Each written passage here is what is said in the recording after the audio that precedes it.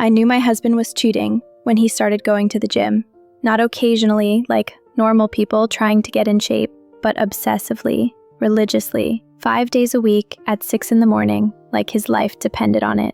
Marcus had never been to a gym in the 15 years I'd known him.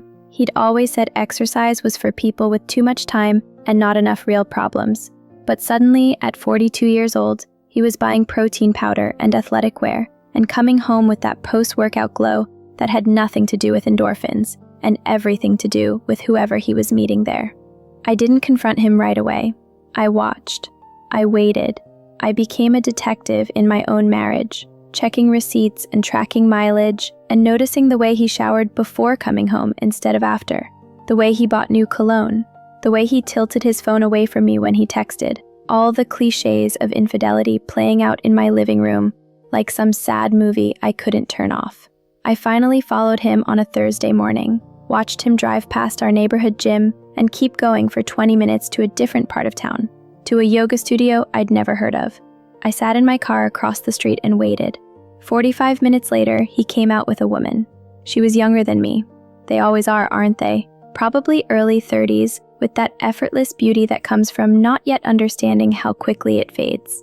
They stood by his car talk just because. Just because he felt guilty. Just because he was covering his tracks. Just because he thought I was too stupid to notice what was happening right in front of me. "They're lovely," I said, putting them in a vase. "What's the occasion?" "No occasion. Can't a man buy his wife flowers?" His wife. The word felt hollow coming from his mouth. I was his wife in name only now. In reality, I was the woman he came home to when he was done with her. The fallback, the safety net, the boring, predictable 40-year-old who'd given him the best years of her life and was now being replaced by someone newer and more exciting. I didn't sleep that night. I lay next to him in our bed, listening to him snore peacefully like his conscience was clear. And I planned. Not confrontation, not yet. I needed evidence, needed to be sure, needed to understand the full scope of his betrayal before I decided what to do about it. I hired a private investigator. It felt dramatic and soap opera-ish, but I needed proof. Photos, times, places, everything documented. The investigator was a woman named Rita, who'd probably seen 1,000 marriages like mine implode. She didn't judge, didn't offer sympathy, just took my— I was sitting in a coffee shop, staring at these photos on my phone, trying not to cry in public, when someone sat down across from me uninvited. A man, maybe my age, with kind eyes and an exhausted expression I recognized immediately, because I saw it in my own mirror every morning. "I'm sorry to bother you," he said, "but I saw the photos you were looking at. PI pictures, right? I've been there. 3 months ago. Still feels like yesterday." I should have told him to leave, that I didn't want to discuss my private pain with a stranger, but instead, I heard myself say, "How did you know?" "The look on your face. And the folder name. I saw it when you scrolled. Marcus Investigation." My folder was called Sarah Evidence. Same law firm reference number at the bottom. We used the same investigator. I looked at him more carefully. He was handsome in a weathered way, like he'd been good-looking once before life had worn him down. He wore a wedding ring. Past tense. The indentation was still there, but the ring was gone. "I'm Alex," he said, "and I know exactly what you're going through. The shock, the disbelief, the way you keep thinking maybe there's some explanation that makes it all okay. There isn't. I'm sorry." "Sophia," I said. "And yeah, I keep hoping I'm wrong, even though I know I'm not. How long have you known?" "A week." "You?" 3 months. I confronted her immediately. Big mistake. She just got better at hiding it. So I filed for divorce, and now we're in that horrible limbo where we're still living in the same house until the settlement is finalized. Pretending to be civil while hating each other. Is it better? Knowing everything, I mean? Or does it just hurt more? He considered this. Both. It hurts constantly. But at least I'm not living in a lie anymore. There's something freeing about that, even when it's excruciating. We talked for 2 hours. He told me about Sarah, about their 12 years of marriage, about how he'd thought they were happy until he came home early from a business trip and found her in their bed with someone else. I told him about Marcus, about the gym and the lies and the flowers that suddenly appeared when they'd never been his style before. We compared notes on private investigators and divorce lawyers and the particular hell of staying in a house with someone you now despised. The worst part, Alex said, is feeling stupid, like everyone else knew or suspected and I was the only one who believed everything was fine. Yes, I said, relieved that someone understood exactly that, like I've been the punchline of a joke everyone else was in on. When we finally stood to leave, Alex handed me his card. If you ever need to talk to someone who gets it, call me. This process is lonely as hell. It helps to have someone who understands. I took the card and slipped it into my purse. I didn't plan to use it, but 2 days later, after Marcus came home late smelling like her perfume, I found myself dialing Alex's number. "Hey," I said when he answered. "It's Sophia from the coffee shop. I hope this isn't weird, but I could really use someone to talk to." "Not weird at all. Where are you? I'll come to you." We met at a bar this time, somewhere neither of our spouses would think to look for us. We sat in a corner booth and drank whiskey and talked about everything. Our marriages, our spouses' affairs, the small betrayals that now seemed like warning signs we'd ignored. The way they changed their passwords.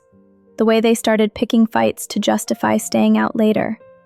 The way intimacy disappeared gradually. So slowly, you didn't notice until it was completely gone. "Did you love your wife?" I asked. "Before you found out, I mean." "I thought I did. Now I don't know if what I felt was love or just habit. We'd been together so long, I couldn't tell the difference anymore." "What about you and Marcus?"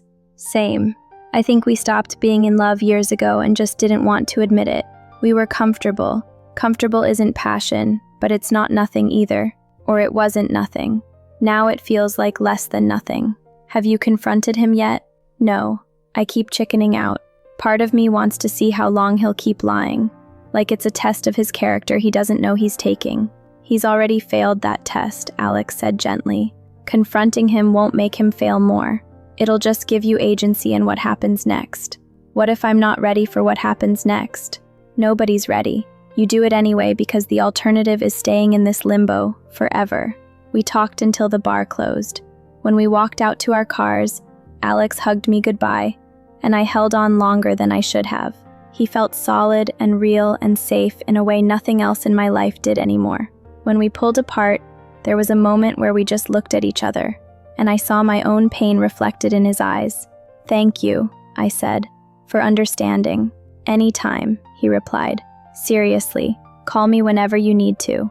I called him the next day, and the day after that. We fell into a routine of meeting several times a week, always at neutral locations where we could talk freely. Coffee shops, bars, parks, restaurants in other neighborhoods.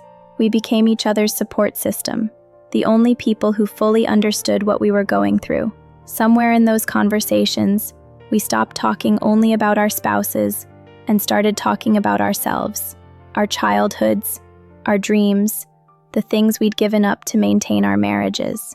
Alex had wanted to be a musician, but became an accountant for stability. I'd wanted to write, but took a corporate job that paid better. We'd both made the practical choices, the responsible choices, and now those choices felt like they'd led us nowhere. "Do you ever wonder what your life would have been like if you'd made different decisions?" Alex asked one evening as we walked through a park near the river. "All the time, especially now. I keep thinking about all the years I've spent being Marcus's wife, instead of being myself. What if I'd been selfish? What if I'd chosen passion over security? Would you have been happier? I don't know. Maybe. Or maybe I'd have different regrets. But at least they'd be mine." He stopped walking and turned to face me. "What if we did something selfish now? What if we stopped being the responsible ones, who wait and suffer quietly, while our spouses do whatever they want?" "What are you suggesting?" "I think you know." I did know. The air between us had been charged for weeks. That tension that comes when two people are drawn to each other, but haven't acknowledged it yet. We'd both felt it, danced around it, pretended we were just friends supporting each other through difficult times. But we weren't just friends. We were two lonely people who understood each other in ways our spouses never had. And the pull between us was getting harder to ignore. "They're cheating on us," Alex continued. "They've been lying to us, betraying us, making us feel like we're not enough.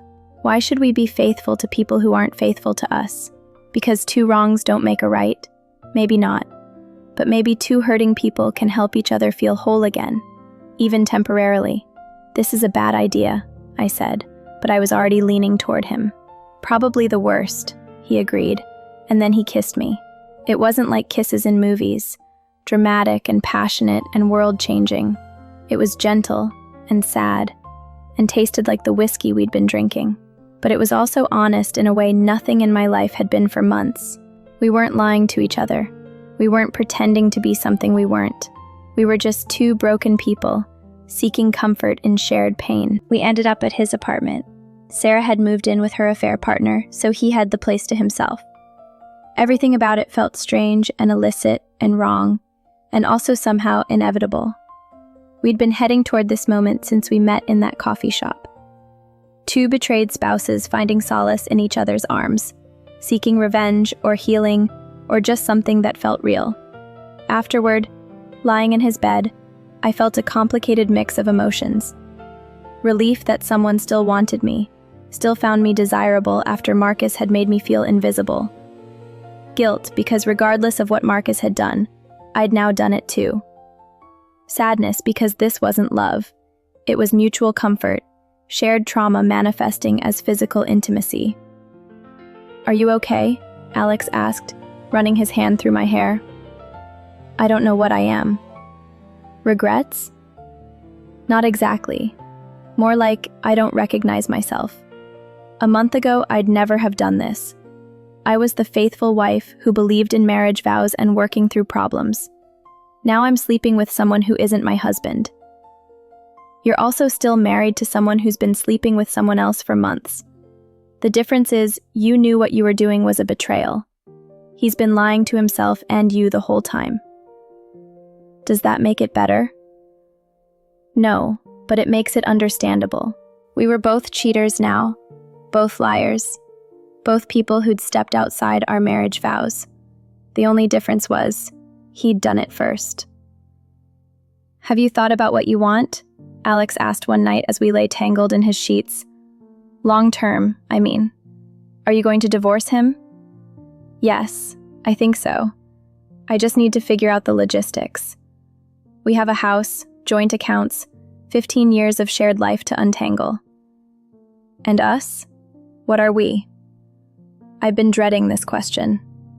"I don't know. What do you want us to be?" Honestly, I think we're each other's transition. The bridge between our old lives and whatever comes next. We're helping each other heal, but I don't know if we're meant to be more than that. I think you're right. This isn't about love. It's about survival. Does that bother you? No. I think it's the only honest thing in my life right now. But honest or not, it was still complicated.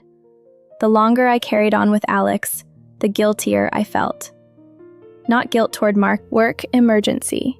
On a Saturday morning, a work emergency that involves family time and boundaries, the color drained from his face completely now. "Sophia, her name is Kelsey, right? That's who you've been seeing for the past 6 months? The yoga instructor you've been pretending to work out with?" He opened his mouth, closed it, opened it again. "How long have you known?" "Long enough. Long enough to hire a private investigator, get photos, consult with a divorce attorney, and figure out what a 15-year marriage is worth in legal terms." "You hired an investigator?" He looked genuinely hurt, like I'd betrayed him somehow. "Did you expect me to just accept your lies? To keep playing the clueless wife while you lived a double life? It's not what you think. Please don't insult me with that line. I've seen the photos, Marcus. I know where you go, what you do, how long you've been doing it. The only thing I don't know is why. Why wasn't I enough? You were enough. You are enough. This has nothing to do with you." "How can it have nothing to do with me? I'm your wife." "And that's the problem," he shouted. "You're my wife. You're safe and familiar and predictable. I know exactly what you're going to say before you say it. I know what you'll order at restaurants, what you'll wear to events, how you'll react to everything. There's no mystery left, no excitement, no discovery. So you destroyed our marriage because you were bored? I didn't mean to. It just happened. Kelsey made me feel alive again. Young, like I mattered, like I was more than just a paycheck and a reliable presence.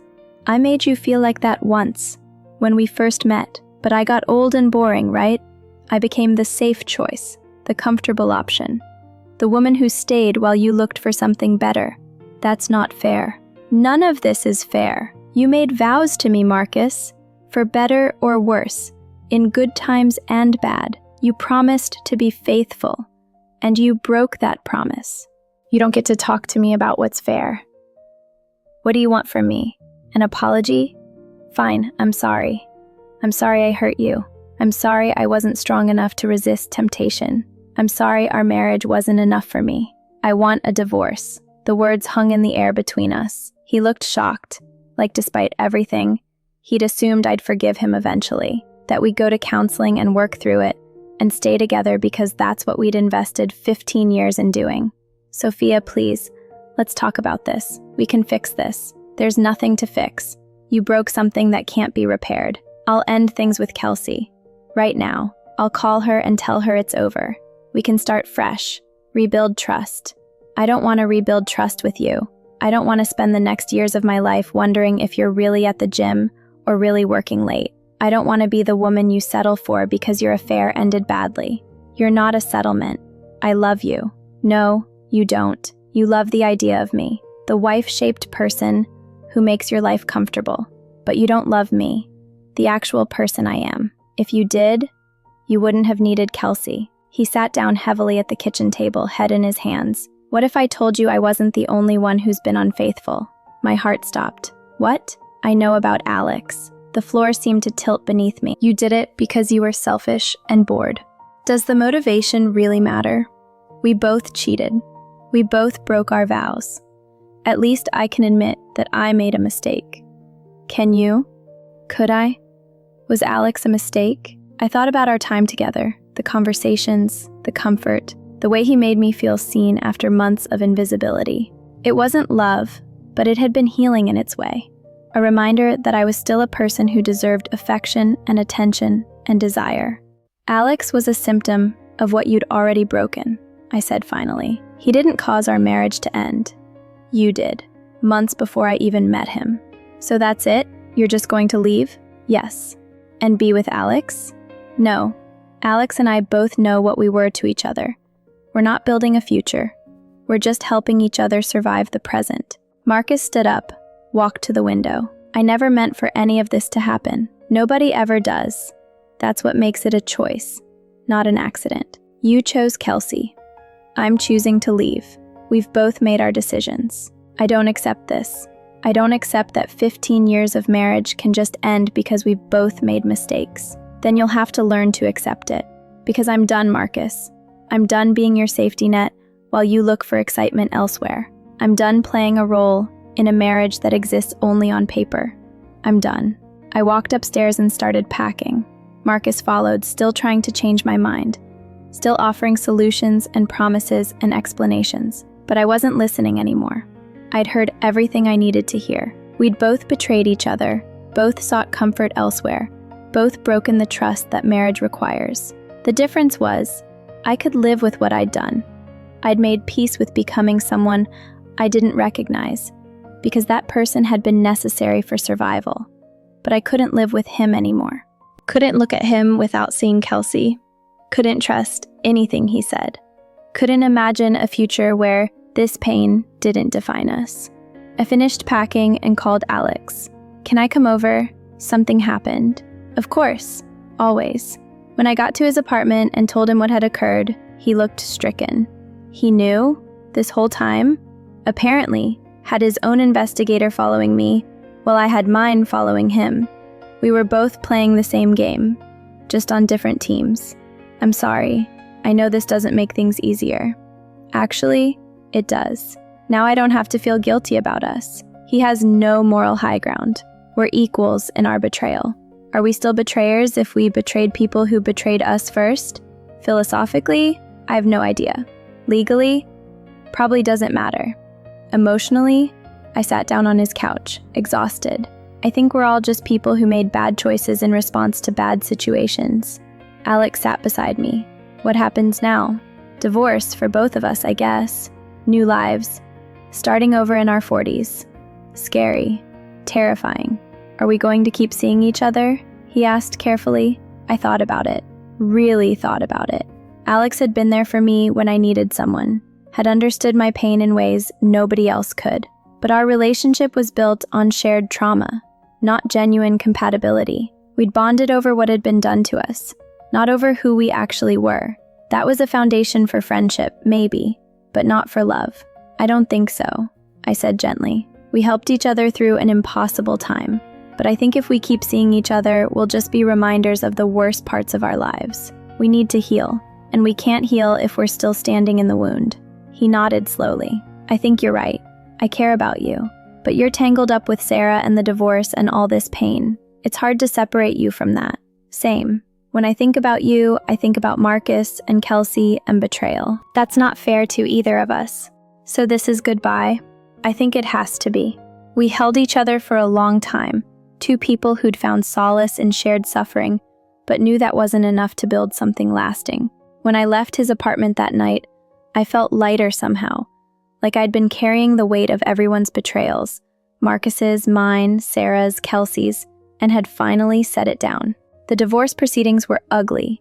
Marcus tried to use my affair with Alex as leverage, painting me as the unfaithful wife who'd destroyed our marriage. My lawyer pointed out that his affair predated mine by months and had been the catalyst for everything that followed. In the end, we split everything down the middle and agreed to sell the house. Neither of us wanted to live in a place with so many ghosts. I ran into Alex one more time, 6 months after our last conversation, at a coffee shop downtown. He looked better, rested, lighter, like he'd finally started healing. He introduced me to the woman he was with, someone he'd met at a divorced person's support group. She seemed nice, uncomplicated, free of the baggage that had defined our connection. You look happy, I said, and meant it. Getting there. You? Same. Taking it day by day. For what it's worth, I'm glad we found each other when we did. I don't think I'd have survived those months without you. Me too. But I'm also glad we knew when to let go. We hugged goodbye, two people who'd briefly been essential to each other's survival, but had always been temporary. I watched him walk away with his new person, and I felt genuinely happy for him.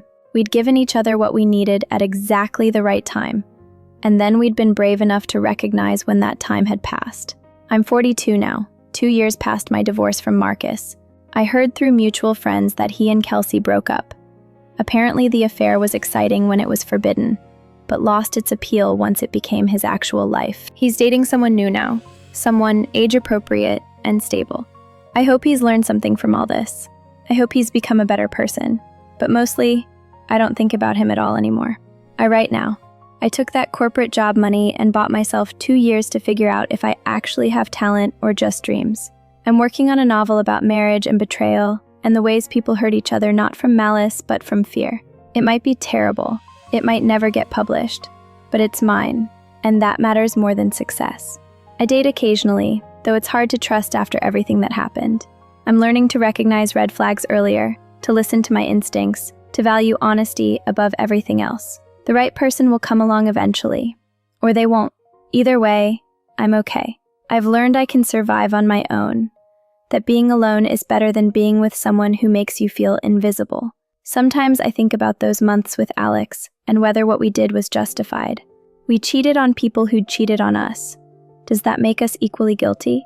Or was our betrayal somehow more ethical because we were aware of what we were doing and why? I don't have answers. Morality isn't that simple. All I know is that we were two people in pain who found temporary comfort in each other, and that comfort helped us survive long enough to build better lives. I don't regret it. I don't feel proud of it either. It just was. A moment in time when I became someone I never thought I'd be, because in another life, we'd have been ships passing in the night. But in this life, at that moment, we were exactly what each other needed. That's beautiful and sad. Yeah, but better than never having connected at all. He'd smiled. Take care of yourself, Sophia. You too. And that was that. Two betrayed people who'd betrayed together, who'd found brief solace in shared pain, who'd helped each other survive and then been brave enough to move on separately. Not a love story, not a revenge story, just a survival story. Sometimes that's enough. I sleep better now. I don't wake up checking my phone for messages from people who shouldn't be messaging me. I don't lie about where I am or who I'm with. My life is smaller than it was during my marriage, but it's entirely mine. Every choice I make is authentic, not performed for someone else's benefit. That freedom is worth more than the security I gave up. Would I do it differently if I could go back? I don't know. Maybe I'd confront Marcus earlier, end things cleanly before seeking comfort elsewhere. But maybe Alex and I needed each other exactly when and how we found each other. Maybe our affair, for all its complications, was the bridge we both needed to cross from our old lives to our new ones. What I know for certain is this: betrayal changes you. It strips away naivete and replaces it with wisdom that comes at too high a cost. You learn that people are capable of extraordinary deception, including yourself. You learn that love isn't always enough, that vows can be broken, that the person you thought you knew best can become a stranger overnight. But you also learn that you're stronger than you thought, that you can survive devastation and rebuild, that endings, however painful, can be the beginning of something better. We cheated together on the people who cheated on us. It wasn't noble or justified or particularly admirable, but it was human. We were flawed people responding to impossible situations, seeking comfort where we could find it, trying to feel whole when we'd been shattered. And somehow, despite everything, it worked. We survived. We healed. We moved on. That's not a fairy tale ending, but it's real. And after everything, real is all I want.